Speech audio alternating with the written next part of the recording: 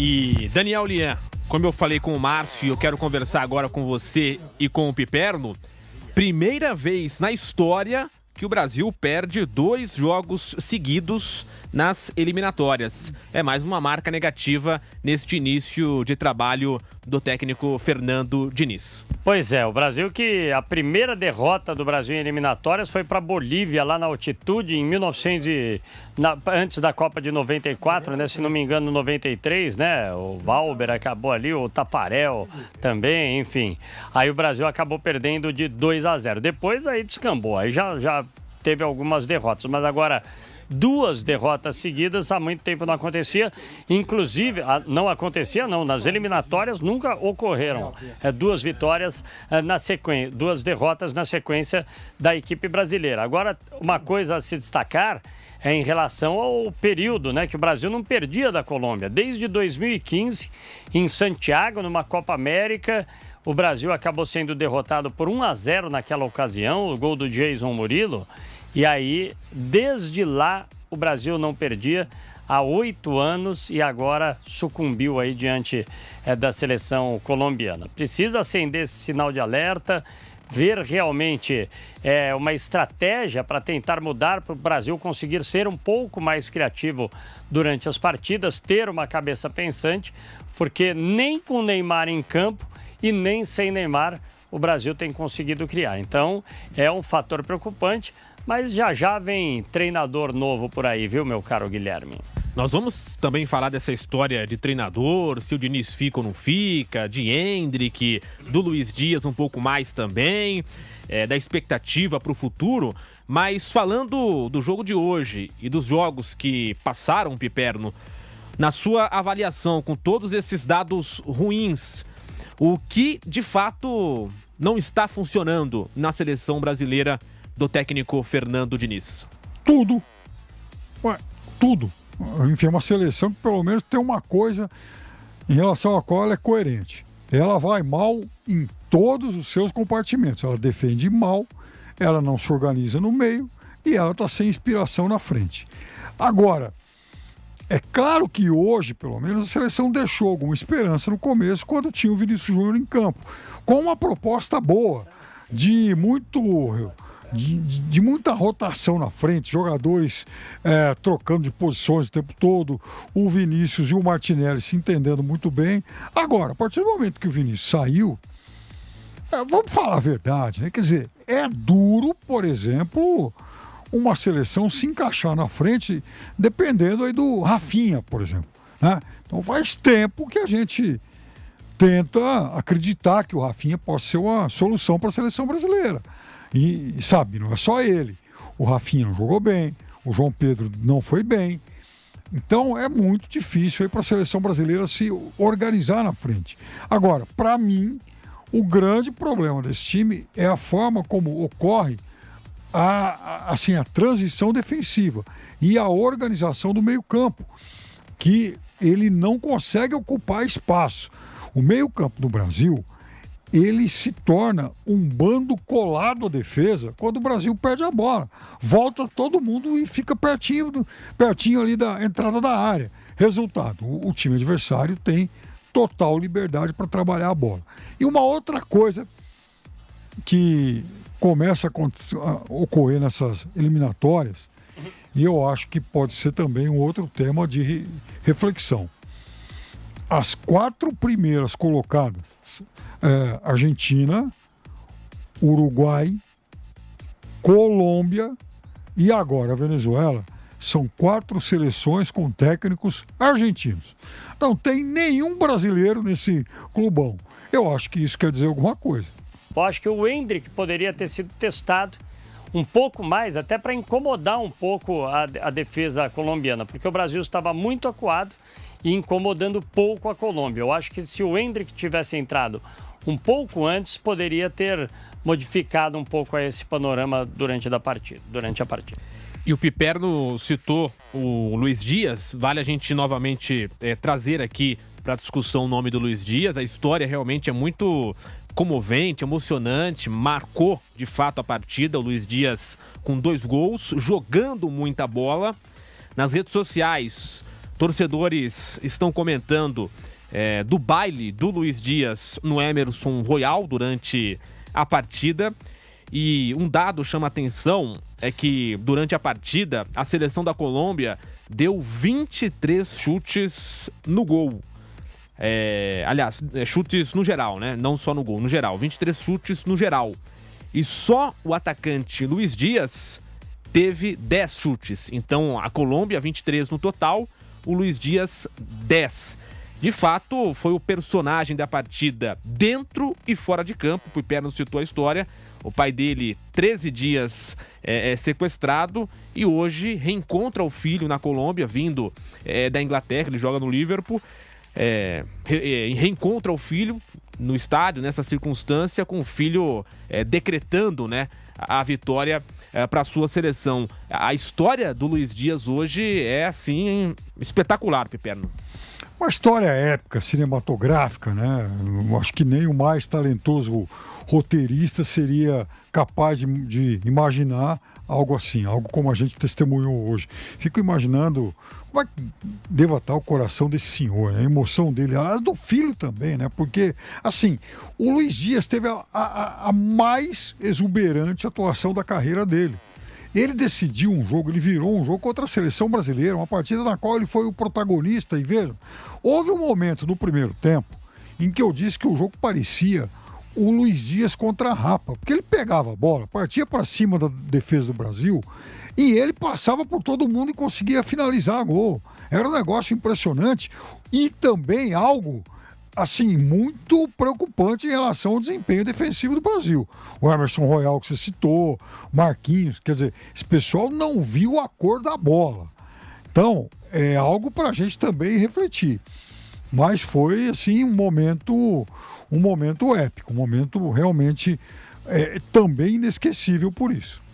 Daniel Lian, de fato, uma história que chama a atenção, obviamente, e tem esse, digamos assim, esse aspecto pelo lado do torcedor brasileiro, que são as críticas ao Emerson Royal.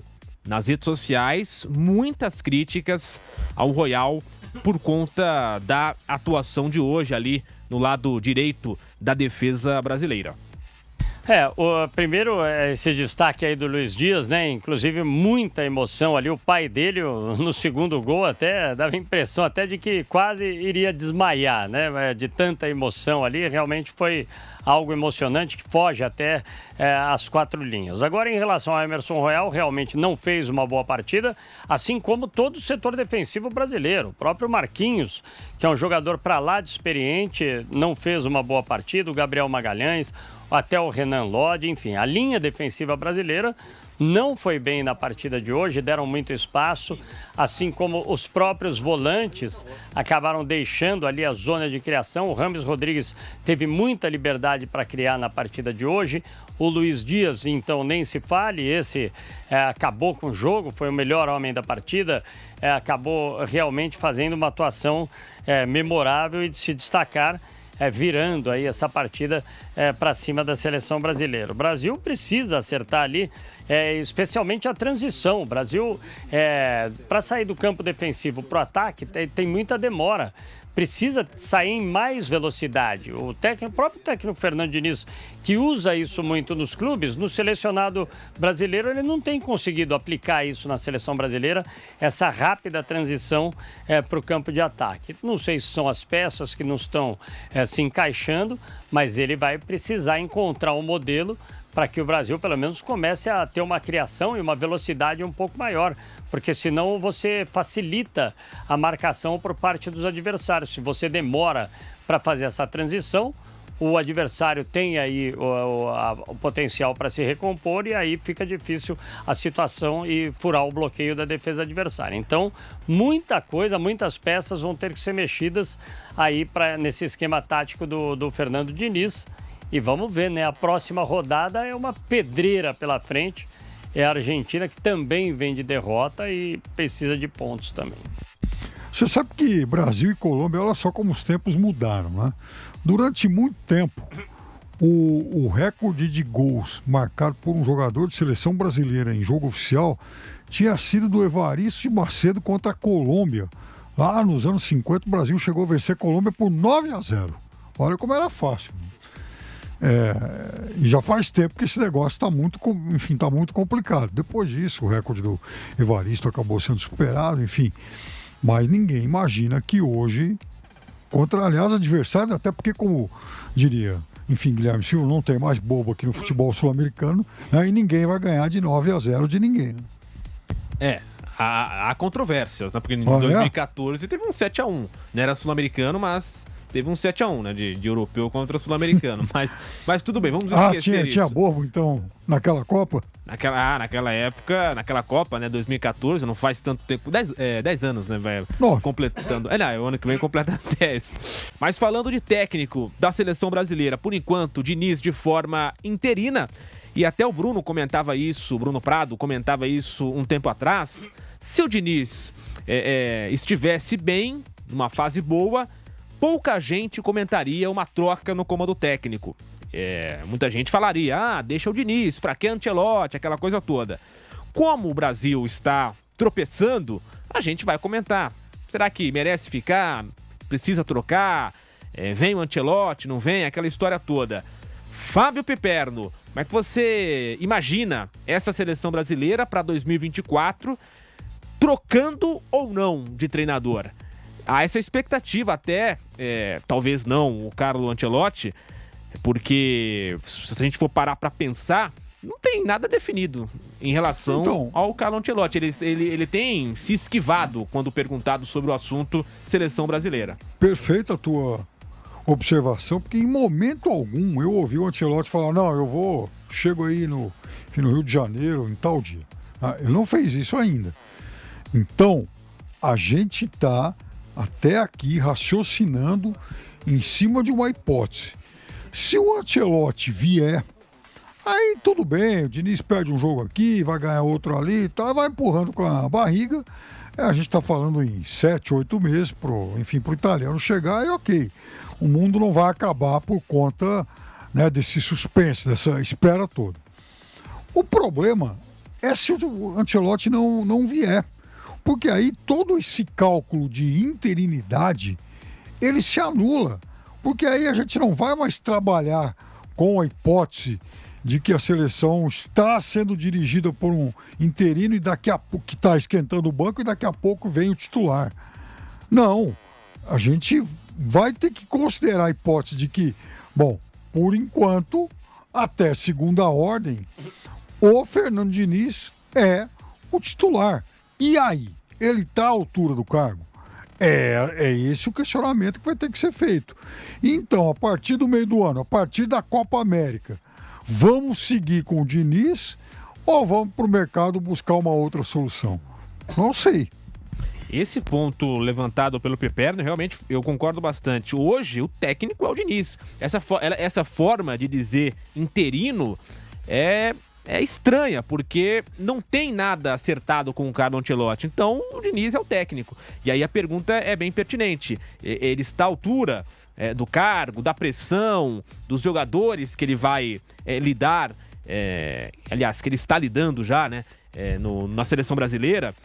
E só para completar sobre o Carlo Ancelotti, ele tem contrato com o Real Madrid, vale dizer isso, até o meio de 2024, quando acaba a temporada europeia, mas ele pode renovar. O Real Madrid pode oferecer um contrato maior, longo, com mais dinheiro, melhor salário, aquela coisa toda.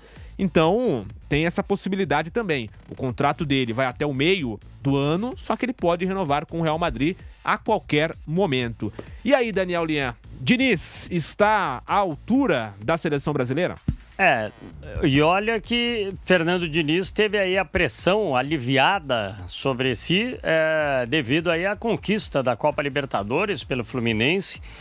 Diminuiu muito a carga de cobrança para cima do Diniz, mas é aquela coisa, seleção brasileira.